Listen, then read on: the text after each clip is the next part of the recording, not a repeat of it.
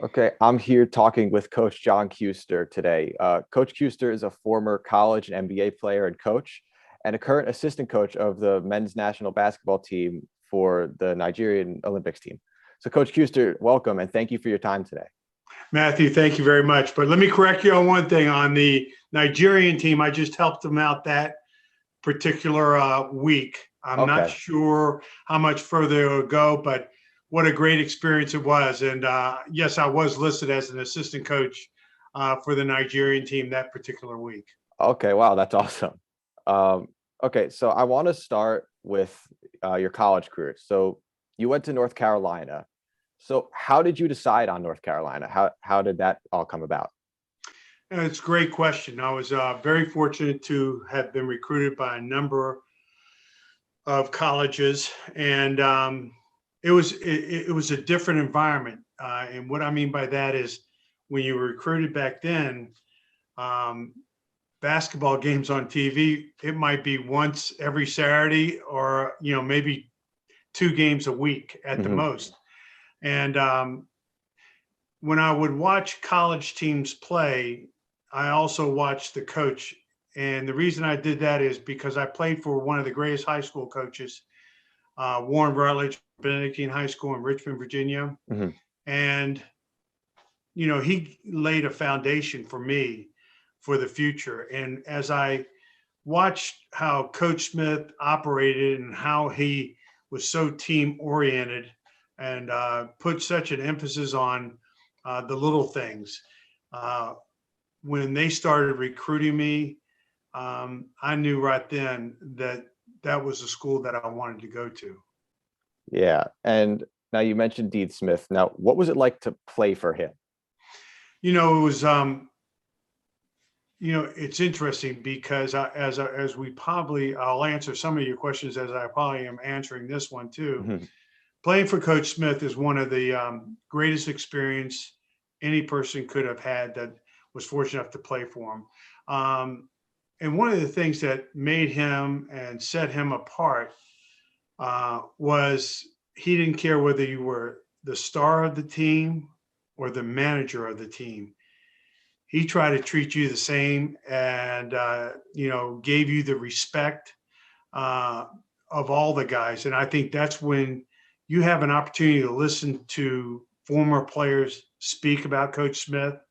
Um, it separates so many other college coaches because of how he did things. And one is he was so organized. Mhm. Every practice was organized to the minute. In fact, um, it's a little bit different environment. Nowadays, you go to a practice, you can drink water anytime you want to. Mhm. Back in the days of the 70s and 60s and late 70s, you never had a water break until the coach blew the whistle and Mhm. said we had a water break. And a lot of times that was only for a minute. And so times have changed in so many different ways. One of it is in playing with Coach Smith. Matthew, it was very interesting because there was no 3-point line, there was no shot clock, and so we were so into getting the ball inside to have an outside presence, and we had great big men. So 5, 6 passes until we had a shot was not uncommon when we play. Nowadays when you play basketball, it's 5 or 6 seconds before you get a shot, and guys are shooting it pretty quickly. But we had a different take on it, and Coach Smith did a phenomenal job of understanding whatever rules he could take advantage of. And one of them was four corners, and that was Mhm. something that we did numerous times because there was no shot clock, and that was when you had Walter Davis and Phil Ford, who are two of the greatest players, and I was part of that group. Mhm. It was we were very difficult to guard. Yeah, definitely. Now, you mentioned all the stuff that Dean Smith did for really the game of basketball. What did he pass on to you as a player and a coach? Well, again, I said attention to detail. Mhm. When I spoke to Coach Smith, and he knew I really enjoyed basketball and wanted to learn. I think one of the things that we talked about was preparation for our team as opposed to opponents. And it was very interesting. Today's game now is one that if you speak to any of the pro coaches or college coaches, the number of plays that teams would go over that they're running against their team, it's amazing, a scouting report nowadays. Mm-hmm. We never had that. Yeah. Coach Smith believed in preparing our team to do the best we possibly could. And if we did everything that he wanted done defensively and offensively, we had a very good chance of coming out on top. That was the old school thought process. And with Coach Smith, I think one of the things that I tried to incorporate were a little bit of both. I also tried my best, as your dad is a dear friend and somebody that has been around me, and Mm-hmm. hopefully I gave him the same kind of respect that I gave our star players. But I'm just telling you right now, it's interesting, those little small things, because he was somebody that was very special, not only while I played there, which he was tough. He was always, stickler for rules and stuff. Yet in the same token, he wanted to know how your family was, how you were doing all the time. Mm-hmm. When he got to the NBA, his preparation for me gave me a chance to be there and make the NBA, which in some ways people thought it was a long shot, which is okay because Mm-hmm. I'm a lottery. I don't know if you know this. I'm a lottery. Not lottery. I want to say I am a trivia question. Mm-hmm. That trivia question was in 1976, 5 starters from the Carolina team potentially had a chance to go to the Olympics. Okay, potentially. Mm-hmm. 4 of them were invited and made it. Who was the 5th guy that didn't get invited? That was me. So I'm a trivia question in regards to the Olympic team and stuff like that. But Mm-hmm. in the same token, I had enough confidence that I wanted to play in the NBA, and Coach Smith knew I wanted to play in the NBA. Yeah, that's awesome. So after leaving UNC, you did make it to the NBA. Now, what was the biggest difference from playing in college and then in the pros? Well, I tell you this, the physicality of it was one adjustment. It was amazing to go there and realize that, you were playing with people in college that were in your age group. And then all of a sudden you go to the NBA and you're playing with guys that are from 30 to 35 years old and grown men that played at a physical level that was a little bit different. Even though I didn't mind it, it was different. And I thought Coach Smith prepared me. He prepared me to be in shape. He prepared me defensively. He prepared me how to use my skills offensively. And I think those things allowed me to have a short career in the NBA. Yeah. Now, when you were in the NBA, you played with guys like Sam Lacey, Otis Birdsong, Dan Issel, David Thompson, George McGinnis, and among others. What was it like to play with such great players? Well, it was one of those things that when you came to practice and you worked on your game, David Thompson was one of the greatest athletes that I've ever seen, Mm-hmm. and he was special. Dan Issel had a stellar career in the ABA and NBA. Mm-hmm. But I think, when you're playing against these guys, you got to feel like you belong. And that was the adjustment I had to make, is saying, all right, I've been reading about these players. Now I'm playing with them. Yeah. And again, I just told you about that trivia question about 4 guys made the Olympic team. Those 4 guys and the teammates that I had at Carolina were pretty daggone good. And, each one of them in their own right, Phil Ford, Walter Davis, Tom Lagarde, Mitch Kupchak, Michael Corn, all these guys that made the NBA, we were playing against each other every day in college. So that helped prepare me for the NBA too. Definitely. And while you were in NBA, you obviously had to guard a lot of great players. Who would you consider the hardest player you had to guard? um, it's interesting. I guarded a lot of great players,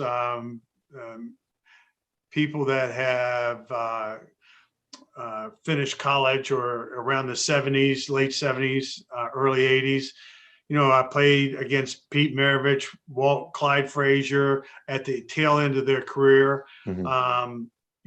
Tiny Archibald, who was also a great player. And then, one of the guys that I looked at that always gave me trouble was a guy from South Carolina named Brian Winters, and he was Mhm. from the New York area, but he was 6'4", 6'5", and could shoot over top of me. And no matter how good a defense I played, he was great. But I was fortunate to play against a lot of great players. Randy Smith from Buffalo, and then all of a sudden, you look at Calvin Murphy, who was from Houston. Mhm. There were a lot of great ones. Definitely. Now, after being a player, you transitioned to a coach. Um, how was the transition from being an NBA player to a coach? Well, it was when my playing day ended. You have to be able to look at things. I think one of the things that did help me was I still had my skills. So in teaching players, I was able to show them a lot of times what I wanted defensively, Mhm. how I wanted you to dribble the ball, how I wanted you to shoot the ball, because I still had those skills, for a long period of time after I played. Because, again, I played in the NBA for 3 years. Um, Having said that, the adjustment is wanting to play instead of just sitting back and being an assistant. I think that was as big an adjustment, wanting to get out on the floor, because it was almost, when you got in between the lines, you had a different sense of playing freedom, understanding what needed to be done. Mhm. And I missed that. But coaching also was very rewarding when you had worked with a player on certain skills and seeing those skills carry over to the games. And that was very self-satisfying too. Mhm. And so you were a head coach at Boston College and George Washington before joining the Celtics as a scout. Who were some players that you saw when as a scout that you were like, wow, this guy's definitely going to be good? Well, let me correct you on one thing. It was Boston University. Oh, I'm And sorry. I'm no, sorry. that's okay. No, no, no. Hey, in nowadays situation, we're going to get analyzed and critiqued on everything that we Mhm. say. So um, I know that's an honest mistake that a lot of people make. I can't begin to tell you. Mhm. But some of the players that I saw Allen Iverson play in college, Mhm. and I couldn't believe how quick he was. And I had the opportunity to coach him also. And what separated him from so many players was the length of his arm, the size of his hands, and his heart. I mean, he Mhm. could run all day. And, was very impressed with him. And I had also saw Alonzo Mourning and watched him play.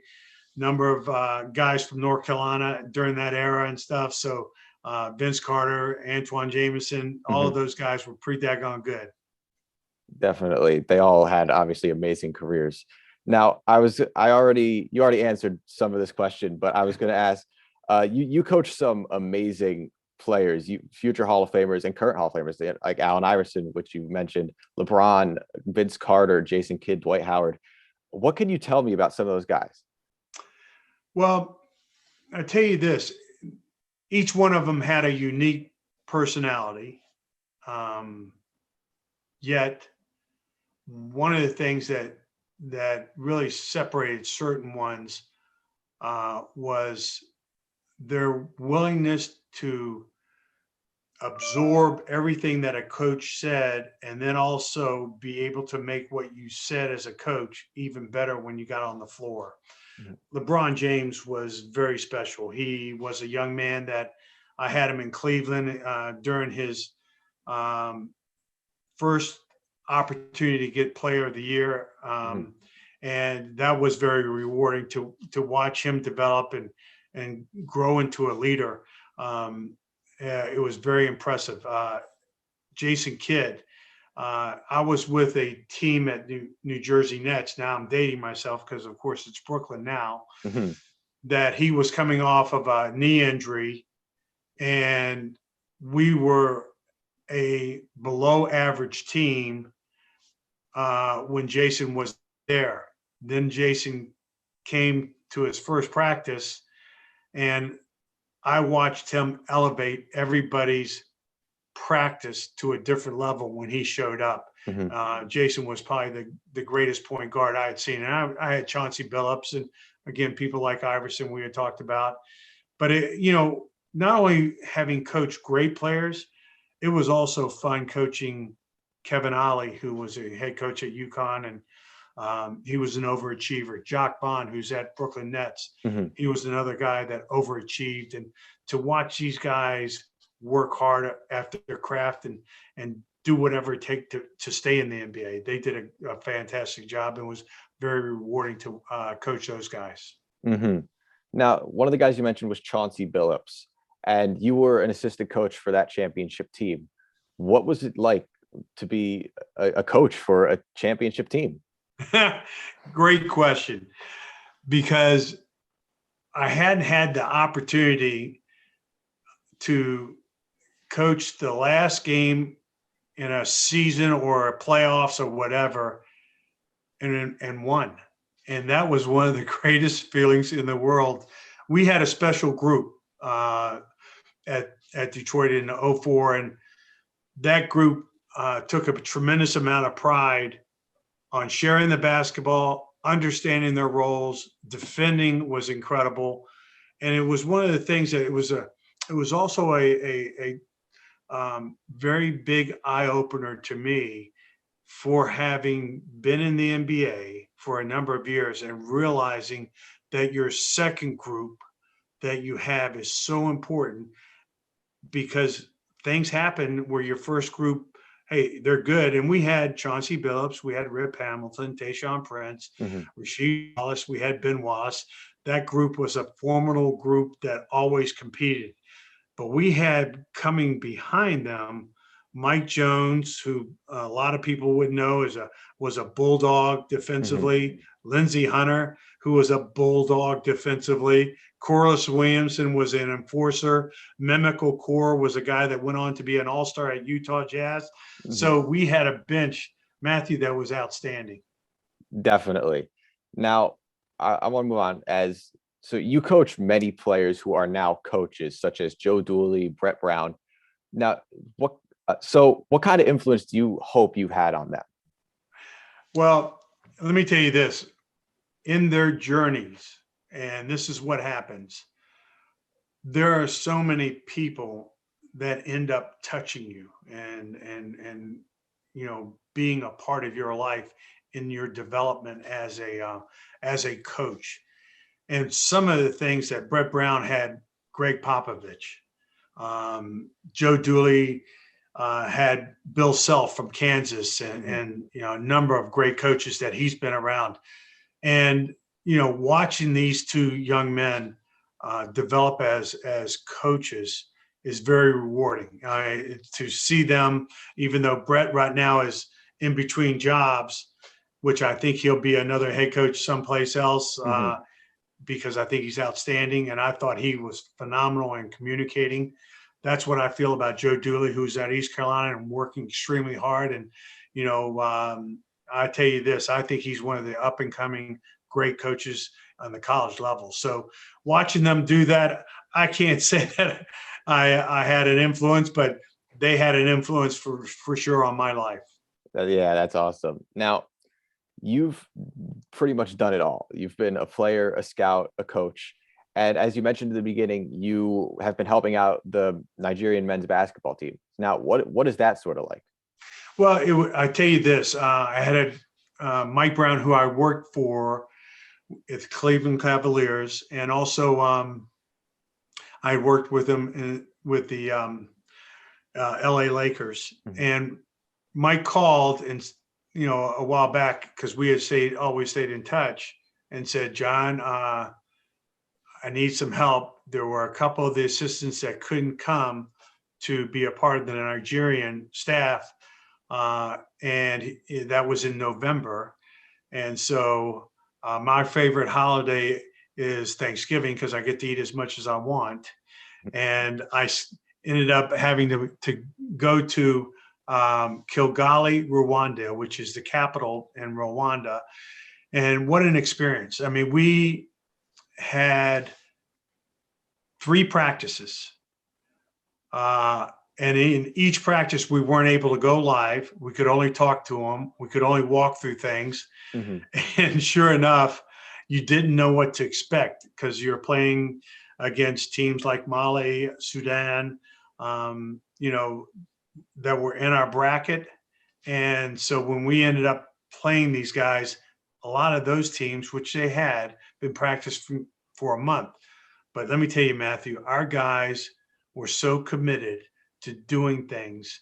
And Mike Brown did a phenomenal job. And he is going to be a great coach for the Nigerian national team moving forward, because it's hard to believe, but in the top 5 picks this past year in the NBA draft, 2 players have Nigerian background.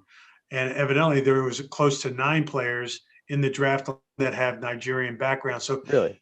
I became educated, and it was amazing the number of players in the NBA that have, again, Nigerian backgrounds. So I think with the addition of Mike becoming the head coach and in charge of a lot of their basketball operations, that country has put itself in the right direction in regards to being one of the powerhouses in the world.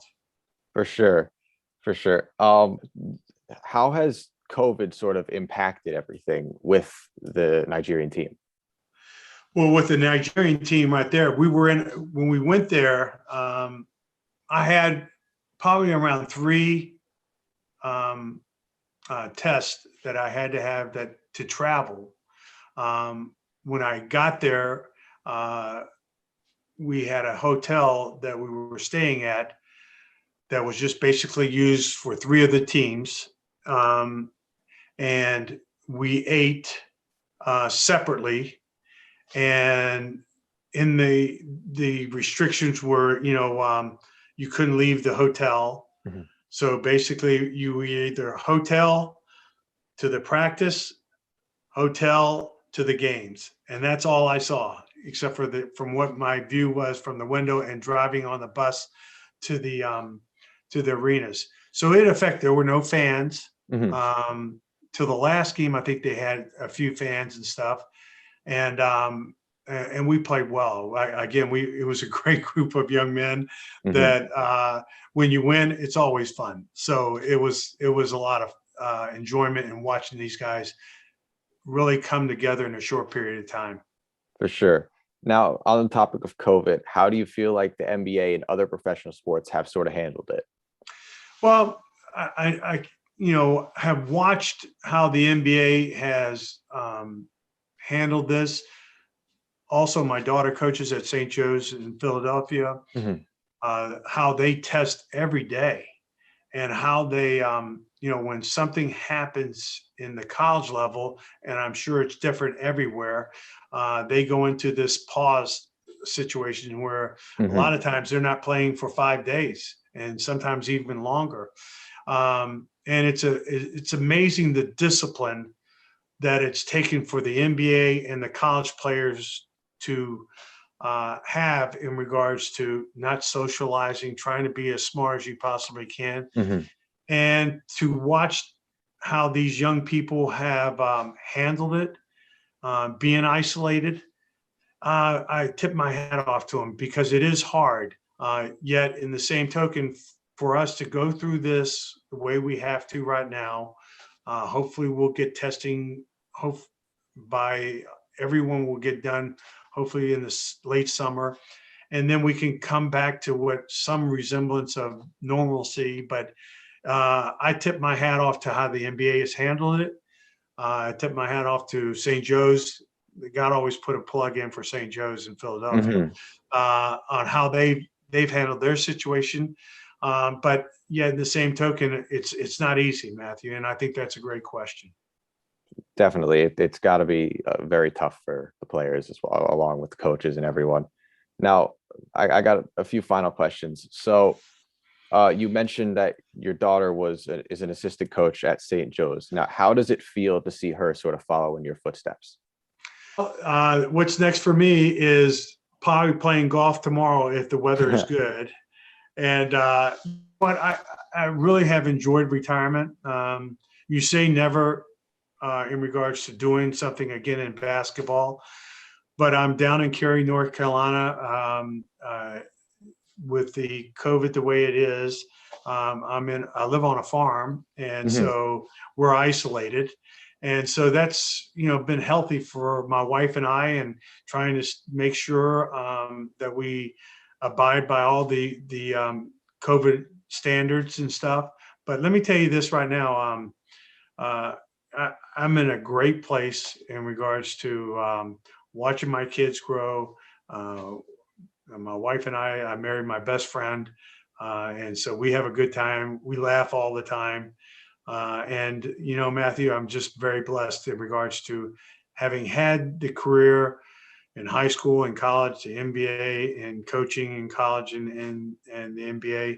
I always tease and say to people that I never really had a job, and that my job was something that I loved every day. And when you love something and you enjoyed waking up and realizing that, hey, from 24 hours, it was focused on what we could do to get better as a team, individually, how we were going to scout our next opponent.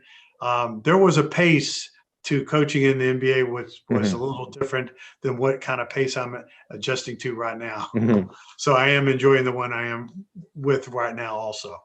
It's very rewarding. And one of the things is to see the level of commitment that she puts into recruiting, staff meetings, individual improvement on the floor, how she's handled herself as an assistant during games. And, I tell you, I think, she is on the right path of doing things the right way. And hopefully, down the road, she'll become a head coach. She has a willingness to learn. And so to answer your question, yeah, I think I've been very impressed with what she's done and what she's done so far. That's awesome. It's got to be a great feeling. And now, my final question is, what's next for you? What is next for John Kuester? Well, that's awesome. Living the best life. Anyway, thank you, Coach, so much for your time. For more creative, informative, and high-quality sports content, make sure to follow Phenom on TikTok, Instagram, and Twitter, as well as all of the Phenom podcast channels for each sport. The link tree in the episode description includes a direct link to all of the aforementioned platforms, so click on that to access everything. Phenom boasts a team of over 100 youth contributors from around the world, covering every sport on every media platform. If you are interested in potentially joining the Phenom team as a writer or content creator, send an email to cole@phenommedia.net showing your interest. If you enjoyed the video, make sure to like, comment, and subscribe so we can grow the channel. We really appreciate it. Thanks for watching, and see you next time.